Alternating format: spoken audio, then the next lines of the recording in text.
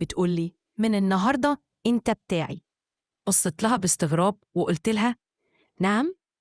قالت لي بنت الجمورة وأنا بتاعتك، إحنا الاتنين مش هنقدر نستغنى عن بعض.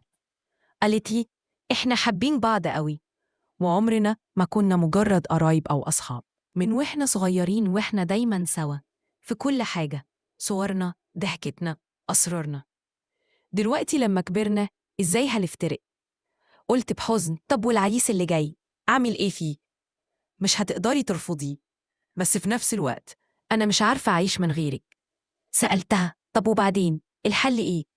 قالت لي إنك تتجوزي بس تفضلي تيجي من وقت للتاني. أنا مش قادرة أتخيل حياتي من غيرك. ومن اللحظة دي حياتي اتشقلبت، كنت مش قادرة أبعد عنها ولا أستغنى عن وجودها في يومي. هي كانت السبب في ضحكتي، في راحتي، في كل تفصيلة صغيرة بتحصل لي. هي اللي علمتني أفرح، أعيش، وأحس بمعنى الصحبة الحقيقية. أنا اسمي نهلة، عندي 24 سنة وبنت عمي في سني بالظبط. إحنا ساكنين في بيت عيلة، شقتهم فوق شقتنا، وعايشين كأننا أختين مش بنفترق. نوم، أكل، لبس، دايما مع بعض. كنت بحس إن الدنيا ما بتضحكش إلا وهي جنبي، بتتكلم، بتهزر، أو حتى ساكتة. كبرنا سوا وعدينا مراحل كتير مع بعض، فرح، تعب، خوف، وكل حاجة. بس مع الوقت قربنا بقى مختلف، بقى فيه إحساس غريب، مزيج بين التعلق والاحتياج. وفي يوم قالت لي تفتكري ممكن نفضل كده طول العمر؟ قلت لها يعني إيه؟ قالت يعني نفضل سوا مهما حصل.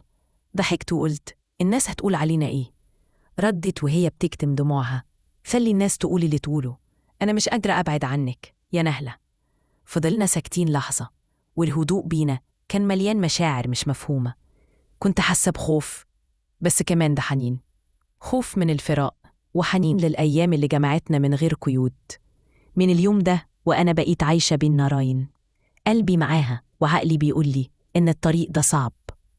عدى الوقت وتخرجنا من الكلية، وكل واحدة فينا بقت قدامها طريق. هي جالها عريس من البلد وأنا جالي ابن عمي اللي عايش برا. كنت بعيط وأنا بقول لها هسيبك إزاي؟ ده أنا متعود على وجودك في كل تفصيلة في حياتي. قالت لي وهي بتحاول تضحك ده نصيب يا نهلة، بس اوعديني إنك مش هتنسيني.